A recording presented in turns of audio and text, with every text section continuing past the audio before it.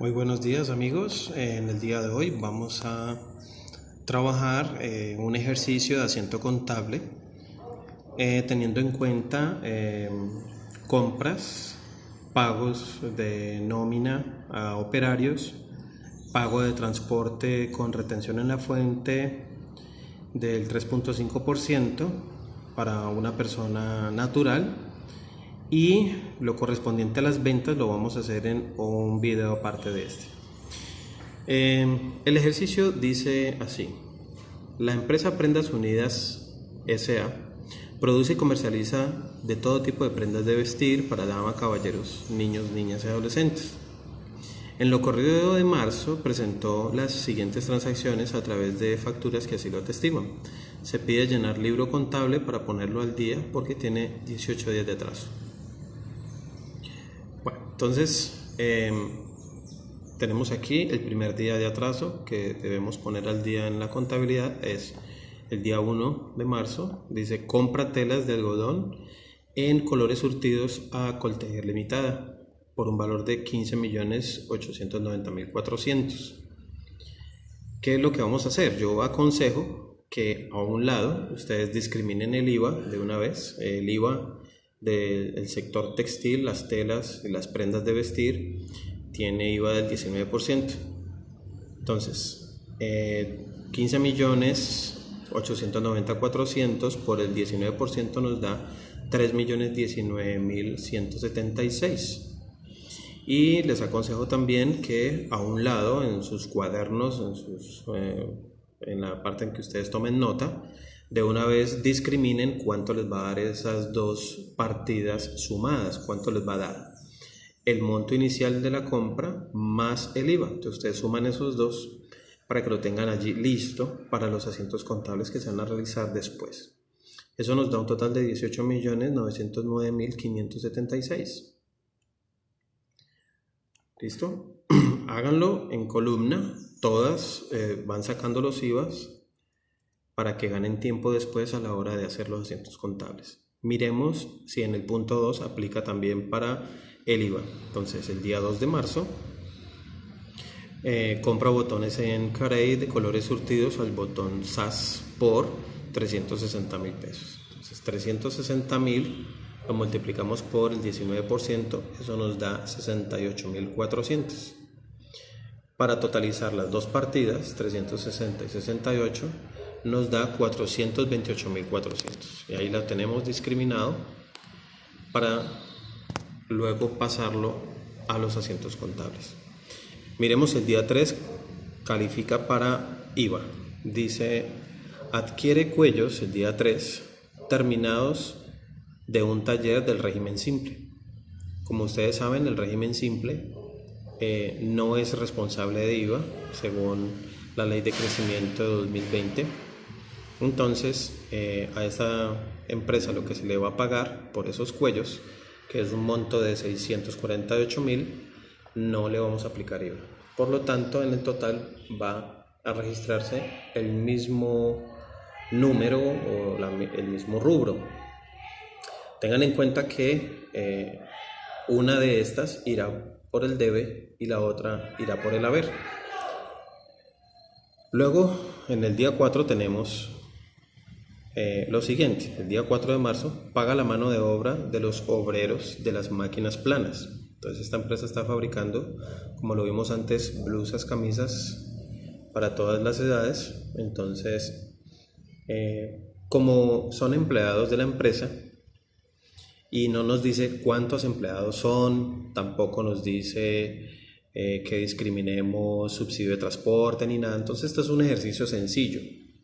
Entonces lo único que vamos a hacer es tomar el total de 12.239.800, no le aplicamos IVA obviamente, y simplemente pasa igual al otro lado los totales. Uno de los dos quedará en el debe y el otro quedará en el haber. Ahora miraremos cómo es el asiento contable para ese día 4. Unos días después, el día 9, dice: compra 3.000 cajas a Colquia SAS para empacar blusas a 1.250 cada caja.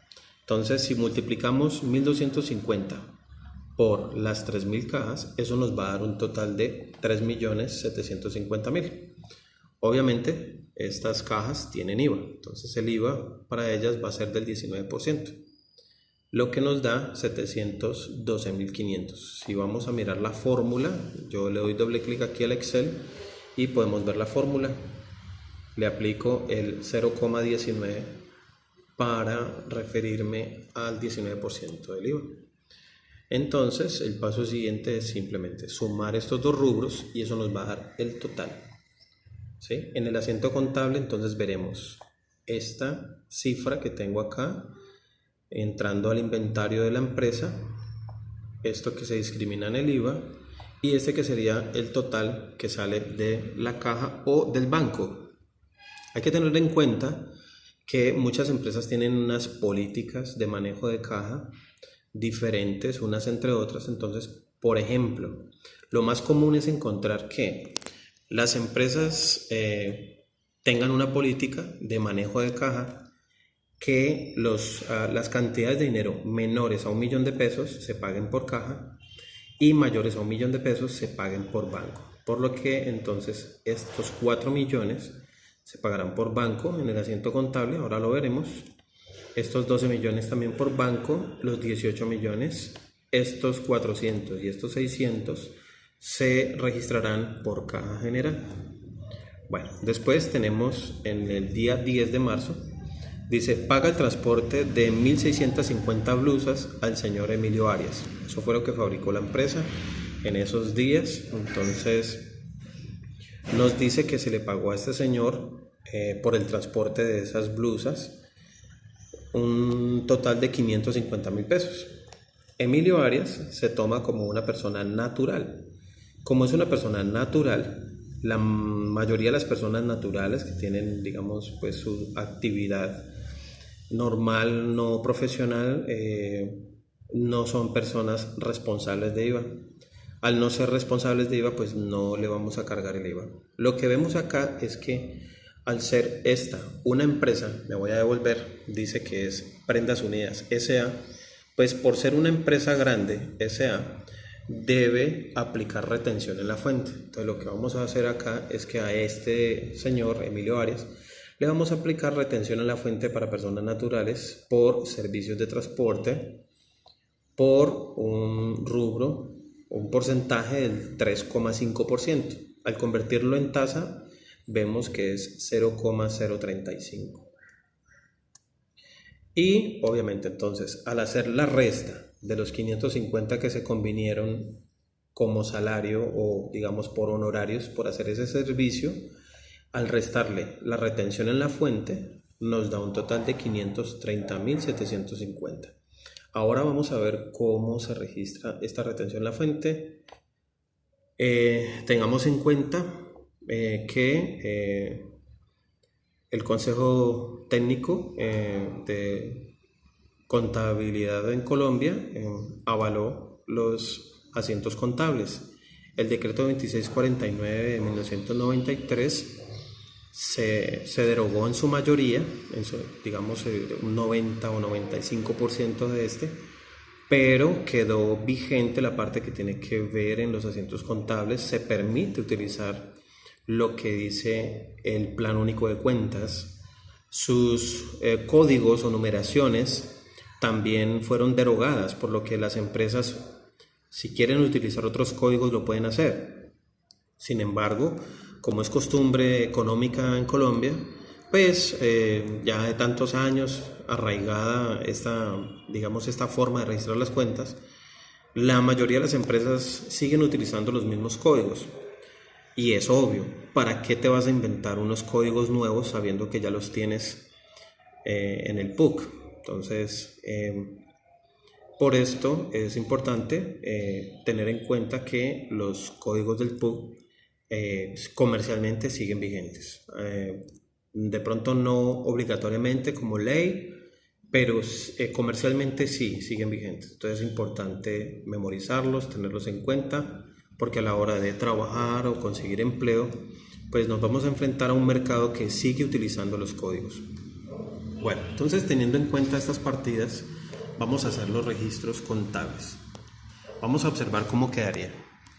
La parte de los registros contables tenemos el asiento contable de los responsables y no responsables de IVA, según ahora en 2020 sería entonces la fecha, como vimos en el documento, el día 1, ¿sí? Entonces aquí lo tenemos, 0103. Los códigos que yo voy a utilizar es 1435, 2408 y 1110. Estos códigos pertenecen a mercancía no fabricada por la empresa, 1435, el 2408 que es el IVA en compras y el 1110 que pertenece a bancos nacionales. Voy a traer los números que tengo totalizados en el documento y simplemente el valor de la compra, de la adquisición, la coloco por el debe, ¿sí? Me entran las mercancías, entonces son 15.890.400. El IVA que yo discriminé antes en el documento, 3.019.176, lo registro por el mismo lado del debe. Y el dinero que yo pago por esas mercancías, entonces sale de mi banco para saldar esa factura por 18.909.576. Siempre que tengamos una transacción de estas, vamos a hacerlo de la misma manera. Siempre que tengamos una compra, se va a registrar el ingreso por el debe en la mercancía no fabricada por la empresa a la cuenta 1435. El IVA va por el mismo lado y la cuenta contraria es la suma de las dos. Luego para el día 2 podemos observar que tenemos lo mismo, 1435, mercancía no fabricada por la empresa, ¿sí? Por un valor de 360.000 pesos. El IVA de esa transacción que fue de 68.400 y como es digamos un rubro pequeño que no supera el millón de pesos, entonces vamos a registrarlo por caja general, que el código para ella es el 1105, y allí vamos a totalizar estas dos cuentas y lo colocamos en el haber, 428.400. Luego para el día 3 tenemos igual también, recordemos que el día 3 teníamos la adquisición de los cuellos, entonces en ese día 3 esos cuellos son a un taller del régimen simple, no tienen IVA, ellos no son responsables de IVA, por lo tanto no vamos a utilizar estas tres cuentas como en el ejercicio anterior, sino que vamos a utilizar solo dos. La 1435, que la podemos llamar también inventarios, es la misma cuenta que también la pueden llamar mercancía no fabricada por la empresa, es la misma. Y vamos a registrar el rubro 648.000 por el debe y igual por el haber, ¿sí? Y ese dinero pues sale por caja general. ¿Por qué? Recordemos que se registra en caja general porque es un rubro menor a 1 millón de pesos. Luego en el día 4 tenemos el pago de los salarios de las personas que fabrican estas blusas y camisas. Por lo tanto, estas personas, como son operarios, lo tomamos como si fuera una cuenta de costos. La cuenta de costos es 612022 y allí, cuando miramos en el PUC, en el Plan Único de Cuentas, nos dice que es elaboración de artículos textiles. Vamos a colocar el total de lo que nos decía los salarios, el total de todos los salarios de los empleados. Este número pertenece a 11 personas con sus subsidio de transporte incluido, pero pues no es necesario discriminarlo porque simplemente nos dieron el total. Entonces colocamos allí los 12.239.800 y como es un rubro alto, entonces la vamos a realizar contra bancos, la cuenta código 1110 de bancos nacionales por la misma cantidad. Queda también por el haber.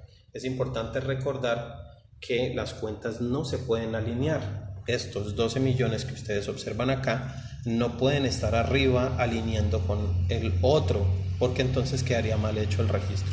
Deben ser siempre contrarios, ¿sí? Una por el debe la otra por el haber y no pueden estar alineando, deben estar en uno arriba del otro. Entonces vamos a la siguiente cuenta, el día 9, que se registra el ingreso de las cajas, ¿sí? Entonces 1435, mercancía no fabricada por la empresa por un valor de 3.750.000. Esta tiene un IVA de 19%, entonces vamos a aplicar a la cuenta 2408 IVA en compras. Eso nos da un total de 712.500 y luego simplemente tomo estas dos, las sumo y eso me da el total de 4.462.500.